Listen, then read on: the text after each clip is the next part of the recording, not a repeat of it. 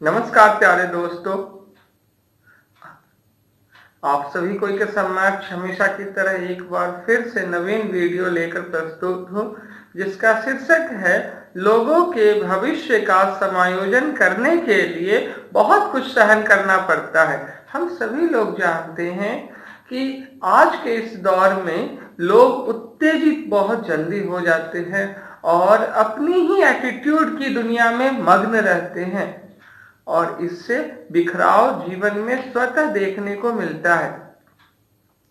अब रिश्तों का बिखराव जब जीवन में देखने को मिलता है तो इंसान की मानसिकता संकीर्ण हो जाती है और इससे उसकी दिनचर्या और कभी कभी तो पूरा जीवन ही प्रभावित हो जाती है। इससे हानि होती है और दो तरफा हानि होती है और ये आजकल सामान्य बात हो गई है।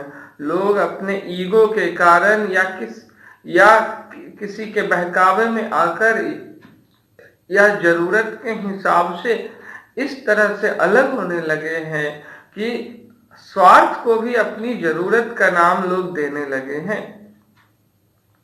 लोग महानता जैसे शब्द को बोझ या बेवकूफी के रूप में देखने लगे हैं। तो ऐसा होना तो नहीं चाहिए, लेकिन हो रहे हैं और इसी कारण से इस वीडियो को बनाने की आवश्यकता आन पड़ी। लोगों के भविष्य के समायोजन के लिए बहुत कुछ सहन करना पड़ता है। आप एक मनुष्य होने के नाते बहुत सारे रिश्तों में बंधे होंगे। आप अपने उन सभी रिश्तों को टटोल करके देखिए। अगर वो टिके हुए हैं तो या तो आप बहुत कुछ सहन कर रहे हैं या सामने वाला बहुत कुछ सहन कर रहा है। महज मम्मी पापा के रिश्तों को ले लीजिए, वो हम लोगों की बहुत सारी गलतियां बचपन में माफ कर दिया करते थे और आज भी वो आप लोगों के मम्मी पापा हैं तो गलतियां हमेशा की तरह माफ कर दे रहे हैं। फिर गुरुजन जो है वो बहुत कुछ बर्दाश्त करते हैं और हम लोगों को सन्मार्ग पर चलने की प्रेरणा देते हैं। ऐसे कोई भी रिश्ता को ले लीजिए, ये तो सर्वव्यापक रिश्ता है। अब एक रिश्ता जो मूलतः जीवन में अपरिवर्तनशील होता है, जैसे अगर आपके एक मित्र नाराज हो गए तो दूसरे मित्र से आप प्यार पा सकते हैं, नया मित्र बनाए जा सकते हैं। लेकिन हमारे हिंदू धर्म में तलाक जैसे शब्द का कोई जिक्र नहीं है।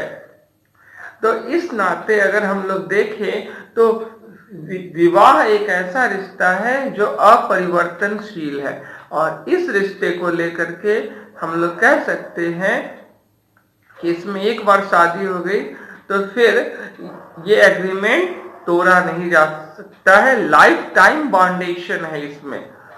ऐसा आमतौर पे हम सारे लोग देखते हैं कि आज के दौर में छोटी छोटी बातों को लेकर के लोग एक दूसरे को डोमिनेट करने लगते हैं, जिससे क्लैश बहुत ज्यादा हो गए।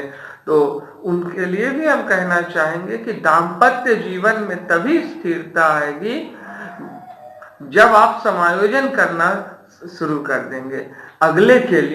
अगले को अपने लाइफ में एडजस्ट करने के लिए अपने अंदर बहुत कुछ समायोजन करना शुरू करेंगे और अगले को सहन भी करना होगा। इस दौरान जब लोगों के भविष्य को देखते जैसे आप अगर अपने पति के भविष्य को देखते हैं या अपनी पत्नी के भविष्य को देखते हैं तो बहुत कुछ समायोजन करना होगा। प्लस इसके साथ साथ आप अपने बाल बच्चों के भविष्य की भी चिंता करते हैं तो कई सारी चीजें जो है उनका त्याग करने होंगे।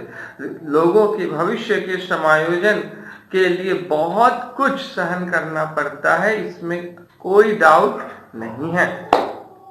अगर हम थोड़ा सा आगे चलते हैं तो कई रिश्ते हैं, जैसे अगर आप देखें तो एक कपल थे हाल फिलहाल में ही देखे तो उनका लाइफ स्टाइल ईगो के कारण क्लैश में ही बीता। हमेशा लड़ते रहते थे। लड़के को शराब पीने की आदत थी और लड़की जो थी उसे फैशन करने की आदत थी। तो दोनों में हमेशा क्लैश होते थे और इसका सीधा असर पड़ा बच्चे पर। आज दोनों कोई शराबी की हालत दयनीय हो गई है और उस महिला की खूबसूरती का क्षय हो चुका है और 3-4 बच्चे हो चुके हैं जिनको अच्छी शिक्षा नहीं है, रहने के लिए घर नहीं है, घर में पानी बिजली की बुनियादी सुविधाएं नहीं है। आपसी समायोजन अगर जड़ में हुए होते तो फल और पत्ते और शाखाएं और तने सुदृढ़ हो गए होते। आज सभी बच्चे जो है अशिक्षित हैं और उनमें से कुछ के मानसिकता विकृत है।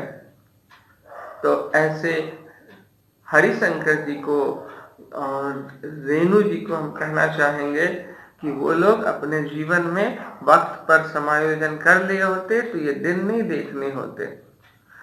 समायोजन जीवन का सार है और समायोजन करने के दौरान सहना ही होगा। अगर हम लोग को पुत्र के समान धरती मानती है तो धरती बहुत कुछ सहन करती है। प्रकृति हम लोग संतान है तो प्रकृति हम लोगों को बहुत ज्यादा सहती है। तो सहन तो करना पड़ेगा और समायोजन भी करना होगा।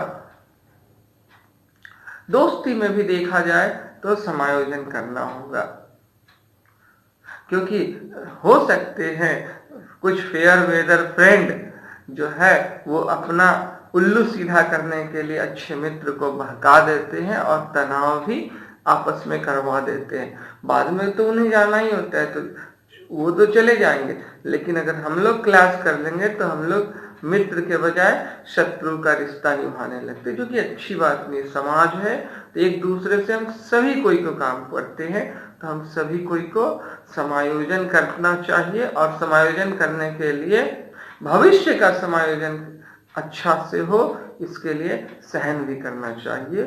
बहुत बहुत धन्यवाद इतना कीमती समय देने के लिए। शुभ रात्रि।